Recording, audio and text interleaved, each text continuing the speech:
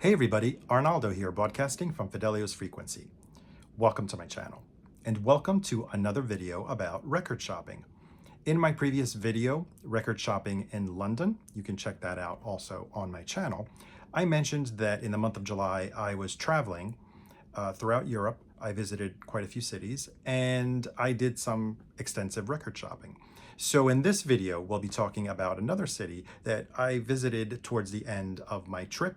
I went to the Netherlands, and more precisely, Amsterdam, the Netherlands, home to the windmills, the cheese, but also to great record stores. So we'll take a look at these record stores right after the intro.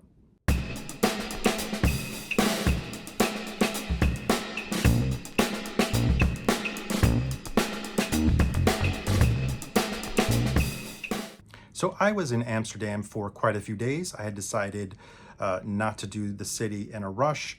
I had been wanting to go to Amsterdam for quite a while, and I wanted to take my time, visit the museums, travel a little bit outside of Amsterdam, enjoy the sights, walk through the city, which is beautiful, by the way. Amazing canals, amazing architecture, beautiful buildings.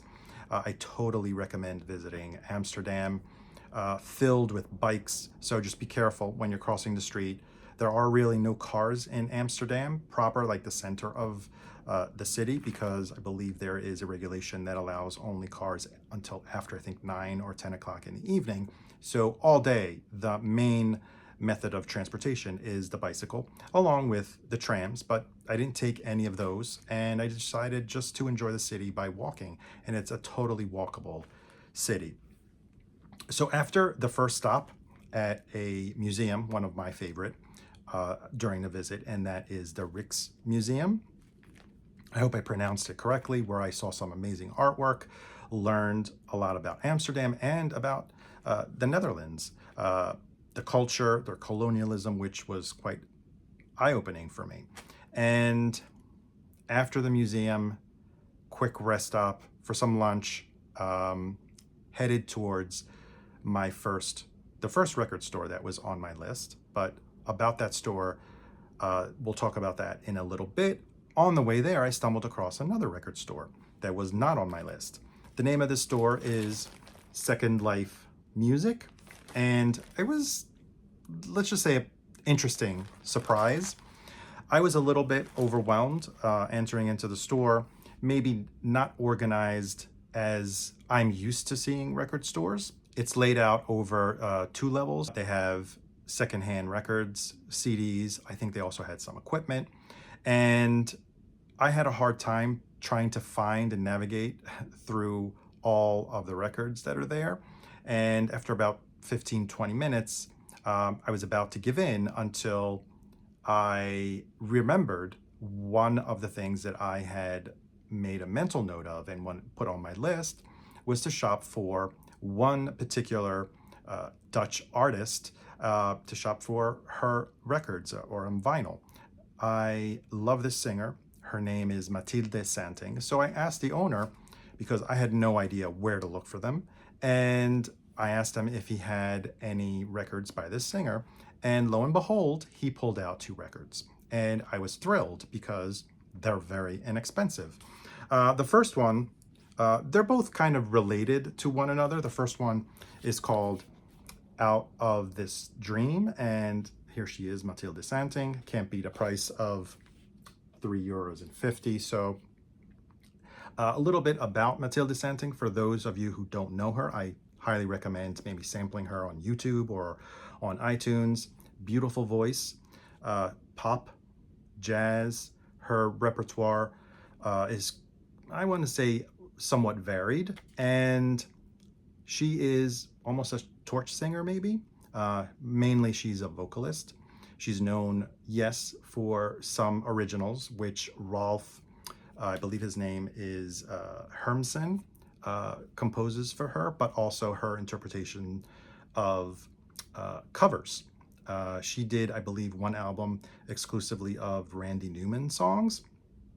And on this one in particular, she sings a few songs, one by Todd Rundgren, Love of the Common Man, 2 songs by Tom Waits, Broken Bicycles and Is There Any Way Out of This Dream, and also probably the most famous cover that she does on this album is Tempted by Squeeze. So I was really happy to pick this one up. Like, he found it for me. He just pulled it out. He knew exactly where it was. And interestingly enough, the companion album, which I didn't even know existed, it's called A Third Side. As you can see, the artwork is very reminiscent. It's actually the same photo, but just a different tone of color. And it's called Out of This Dream, A Third Side. And pleasantly surprised by the fact that it is autographed, I'm hoping, by the original Matilde Santing. And again, you have a blend of a few covers. It's only one side with 6 songs, and most notably a song by Elvis Costello, Hand in Hand, of which she does a beautiful version. So that wraps up my unexpected stop at Second Life Music, and off I was to what I originally planned to go to, another store called Waxwell Records. And I shot some incredible footage of their wall.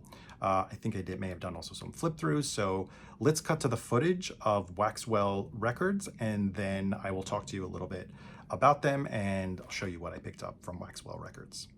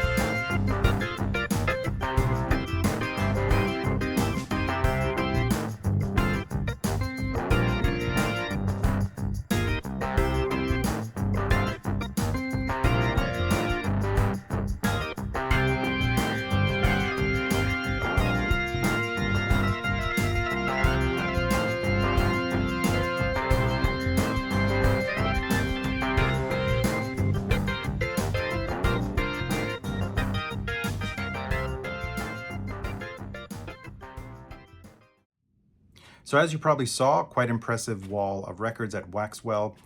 I have to say it is probably my favorite of the stores that I visited during the trip in Amsterdam. I just liked the layout, the fact that it was quite manageable in terms of store and the curation, I guess, of the records.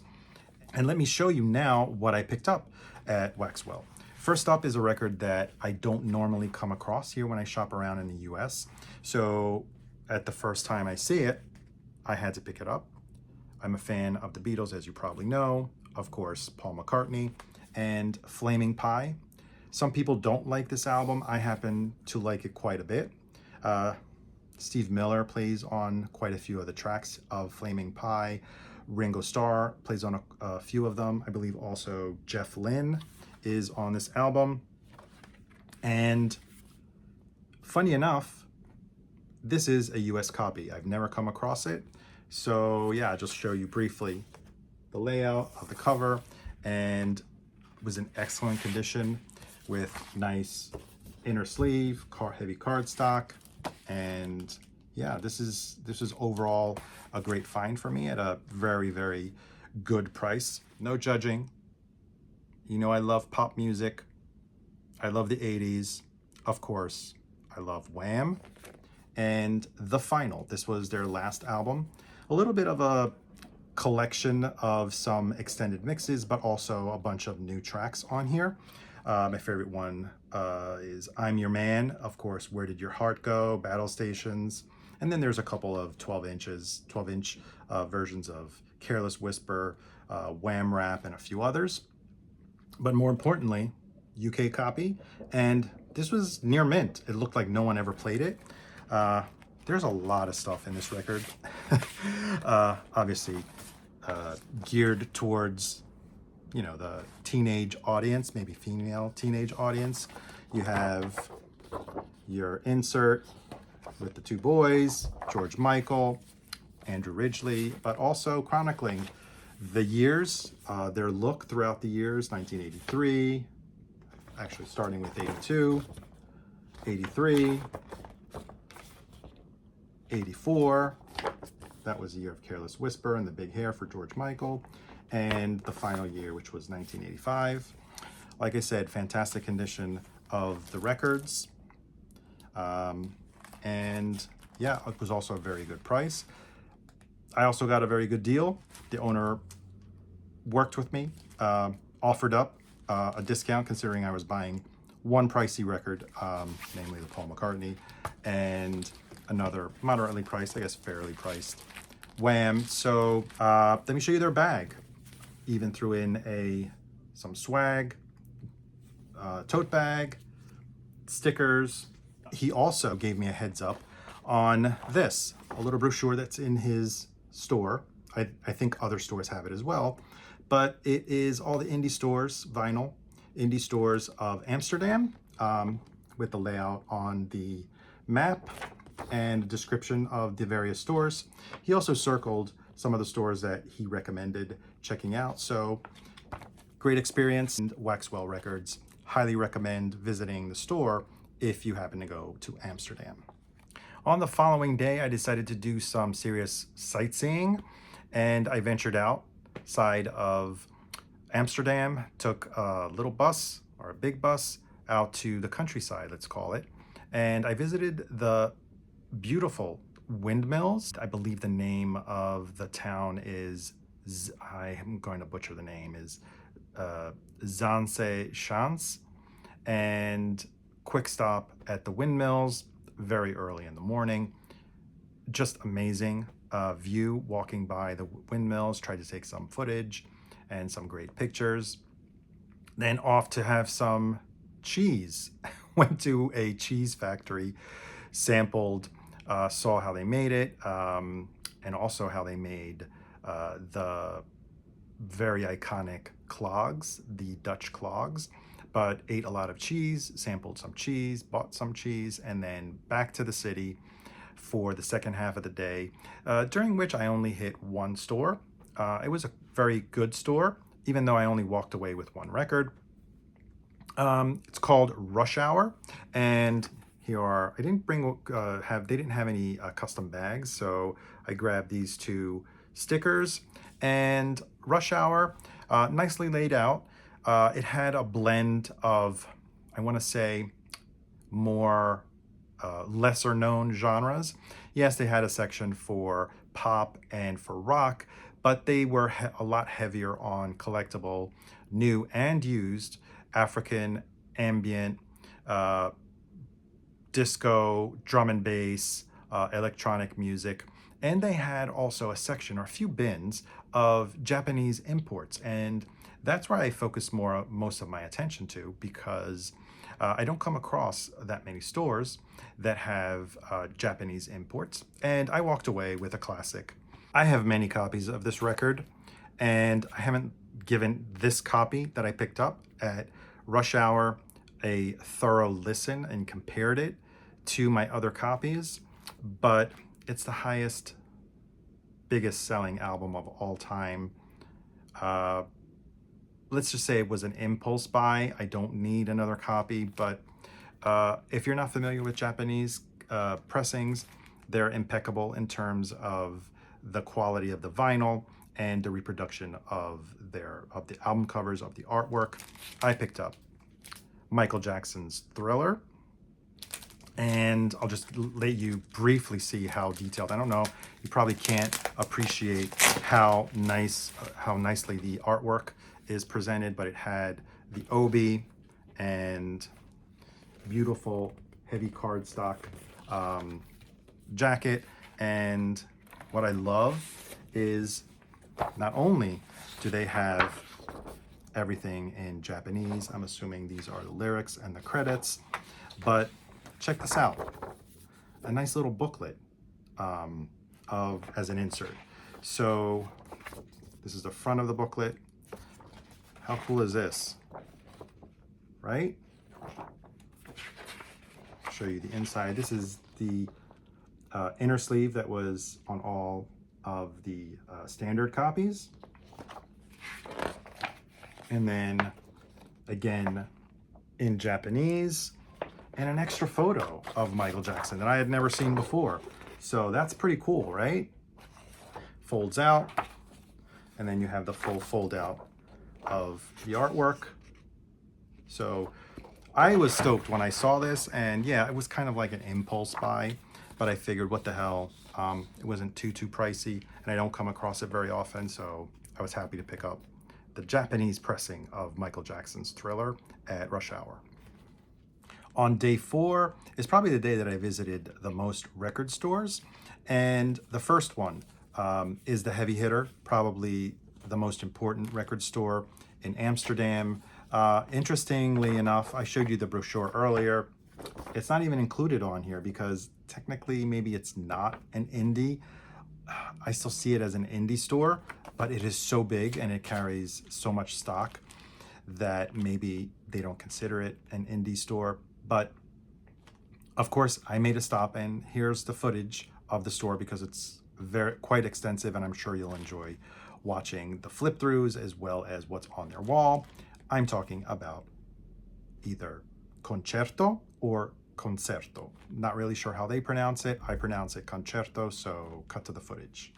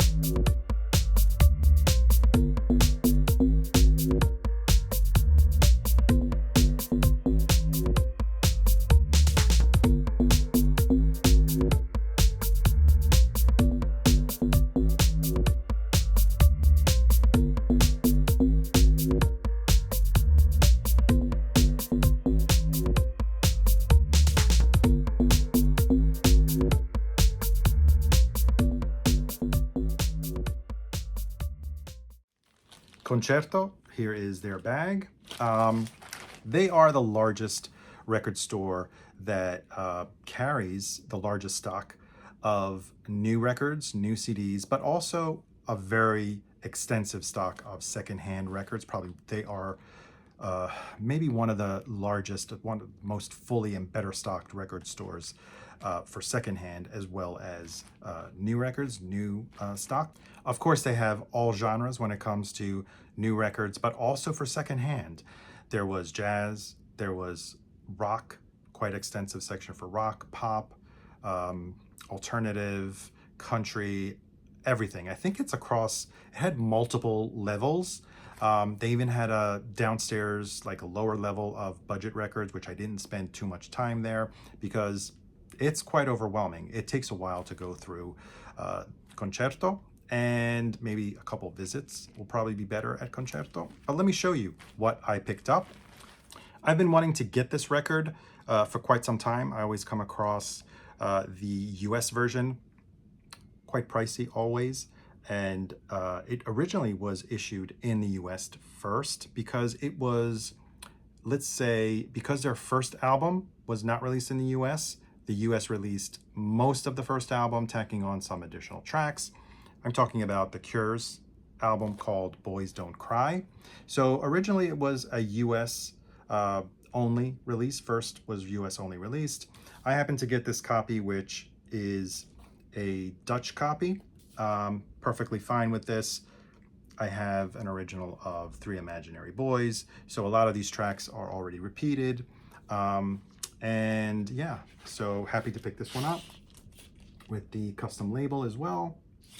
I've mentioned before in previous videos that I am a fan of Japan, the British band Japan, and of David Sylvian, and often the first two albums have been dismissed by David Sylvian himself. Very different from the last three albums by Japan. The first two albums were on Hansa, which is a German label. I have them on CD. I enjoy them. Very different band, kind of glam rock with a little bit of funk in there, a little bit of disco maybe sometimes. And the first album is called Adolescent Sex. I was able to find at Concerto, the German pressing. Like I said, Hansa is a German label, so I was happy to get maybe possibly the better pressing. I don't know because I don't have a UK pressing. And it came with the custom insert. It's not an inner sleeve, just an insert with the lyrics. And of course, it has the Hansa label, the black label. So those were my two purchases at Concerto. Next up is a record store that's maybe a few blocks from Concerto, totally different, called Amstel Antiques. Here is the bag, Amstel Antiques Records. Yes, they also sell singles and CDs. And I bought two things at Amstel. The first was, I was shopping for a friend. I saw something that was on a friend's want list, and immediately, thank God for the internet, and texting pictures of the condition of the record, was able to get a slightly better price. That record is no longer in my possession. The happy owner is very happy with the record, so that was a great find. I'm not going to disclose too much about that. Instead, for myself, I'm on my quest to get UK originals of David Bowie. And yes, I have the box sets, I have represses, I have also US copies, but I'm a huge David Bowie fan. This one was missing. Pinups, excellent condition. This is like almost near mint. And rookie mistake. But how was I supposed to know? At the bottom, it says that it is made in the UK, has the UK address, and I thought it was a UK pressing. I looked at it, has the orange label of the time, so I figured, yeah, it's a UK pressing. I didn't look at the fine detail of the label. It had an immaculate, it has an immaculate insert, almost like no one ever touched it. Fantastic. Lo and behold, when I was searching for the matrix information to put it in my Discogs collection, I realized that it's actually, if you look carefully, you can't see it obviously, it says made in Holland or printed in Holland, to which I thought, oh, someone swapped it around. But after looking at the listing on Discogs, the Dutch copy has actually a UK printed sleeve. So Yes, kind of like a rookie mistake. I should have investigated further, but I was so excited to have found a very good copy, because in other stores when I was in the UK, and I think also in Amsterdam, I came across some copies of pinups that were UK versions, but they were all kind of well loved. So it's okay. It sounds very good. It's in pristine condition, near mint, as I said, both the vinyl and the cover. So happy to have, let's just say, an EU first pressing of Bowie's pinups. To wrap up the day, I hit 2 more stores. Very brief visits there, especially the first one. Also because they were closing within like 20 minutes. So Red Light Records in the Red Light District, very specialized in disco, funk, reggae, Brazil, house, techno. Not exactly what I was shopping for.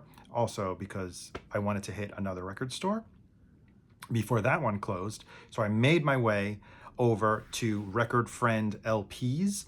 I don't have any footage of that record store, but I will tell you, it is a very extensive store. I wanted to go back, didn't have time to go back, but I did browse through the key sections that of the artists that I was determined to find records from, and an impressive, probably the nicest storefront. You can see the whole Velvet Underground artwork and stuff going on.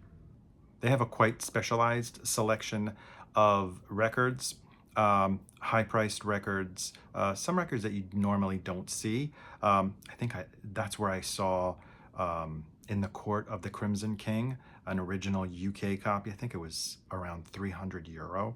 So you get the idea of the store, specialized, curated, very quite a few high-priced records, but also, you know, a very, very solid stock of all genres: rock, pop, jazz, soul, you name it. And yeah, I walked away with nothing. I was hoping to go back. I didn't have a chance to go back, but I was good with that. On the last full proper day of my visit to Amsterdam, I was able to squeeze in. Just a note to all of you that are going to Amsterdam, and if you're planning on visiting museums like Rijksmuseum and Frankhouse, to which I couldn't get tickets, even though I started looking maybe 4 or 5 weeks in advance. Plan ahead. I was able to squeeze in on my last full day there, a visit to the Van Gogh Museum, and I loved it. Some very important paintings there. Definitely recommend visiting the Van Gogh Museum. And after that, the last stop in terms of like record shopping, I kind of stumbled across it. It was an outdoor market, and there were various vendors of books, comics, but also records. And I believe this is the name of his stall, Mix or Mike's. I don't know exactly how you pronounce it. And yeah, this was a very pleasant surprise because all of his stock was VG Plus, near mint condition. And I was able to find a couple of things that I had, one thing that I had been looking for, that although I was in the UK, and I came across a UK copy with the poster and the various stickers on the front cover, the front cover was not in great condition. I know many of you will tell me you don't play the cover, you play the record, but I really love this artist and I wanted to have a very good copy of it.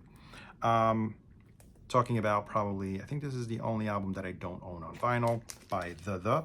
It's called Mind Bomb.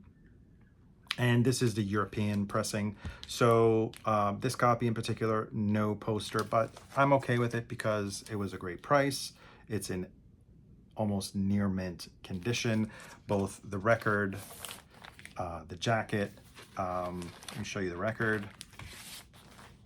Beautiful, beautiful condition of the record with those beautiful custom labels. I'll show you the other side. And of course, almost a near mint inner sleeve. So I was happy to settle, let's call it settle, for a European version of this album. At the same outdoor stall or market, I came across another Paul McCartney record, another British copy, very good condition, maybe VG Plus condition. This is not a difficult record to come by, but I couldn't pass up because it was in excellent condition with the original labels, as well as the original heavy cardstock, rounded inner sleeves, rounded corner inner sleeve. And I showed you the first Japan record that I got from another record store that I visited, but at this stall, I found the second album called Obscure Alternatives. Again, another Hansa original copy from Germany. This one, again, pristine inner sleeve, beautiful. Yes, check out the hairdo. If that's not glam and very New York Dolls, I don't know what is. And the original Hansa label. So that wraps up the record shopping in Amsterdam, my second video of record shopping in Europe. You might want to check out the first one on my channel. It was about London, slightly longer than this one. Let me know your thoughts about the records that I picked up in Amsterdam and the record stores that I visited. Let me know if I missed any. I'm sure I did. I had a few more on my list that, because of time constraints, I didn't have a chance to visit. More importantly, don't forget to subscribe to the channel. It doesn't cost you anything. I'm not roping you into any subscription plan. It is totally free, so hit that subscription button, the notification bell if you want to be notified whenever I drop new videos. More importantly, give it a thumbs up if you liked it, or a thumbs down if you didn't. I guess that's it for today. I hope to see you on the next one. Thank you again for watching. Bye.